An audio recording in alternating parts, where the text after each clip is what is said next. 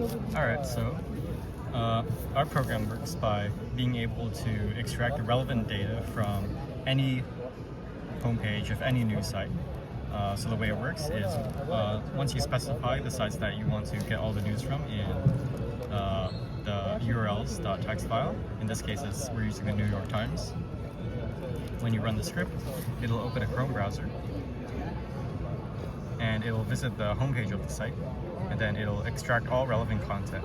In this case, we're just using an example article. So it's going to wait for the site to load,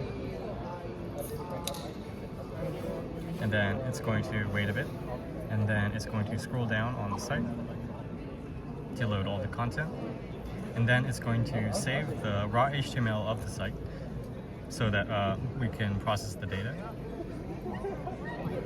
And we're going to use the fast artificial intelligence APIs provided to us by Cerebras to extract the articles. As you can see, let me stop it. Here it extracted 8 URLs from the homepage, and now it's going to each URL individually, saving the content, and then extracting the raw HTML. And then once all the data is saved, you can see it then parses it into the raw text.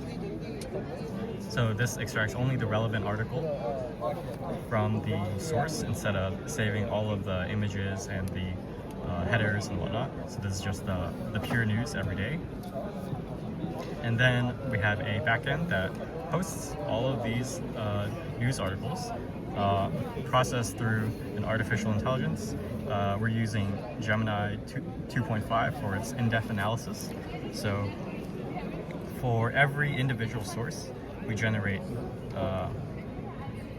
their own daily digest, which includes a summary of all the important news that happened that day. You can see here it has all the key events. It pulled from all the headlines. And then it generates an analytical essay based on all the articles that it read, figuring out what's important and what's going on in a more readable format. And finally, it combines all the daily essays from all the news sites across all the sides of the media spice spectrum, and generates a final comprehensive analysis through a daily digest and an essay, telling you all about the different perspectives that different sites see on the same events and topics. So this gives you a fuller picture of everything that's going on in the world and what different people think of what's going on, instead of a narrative that's being pushed by one side or one side. Alright, and you can view analyses for different days. In this case, we only saved the data from yesterday.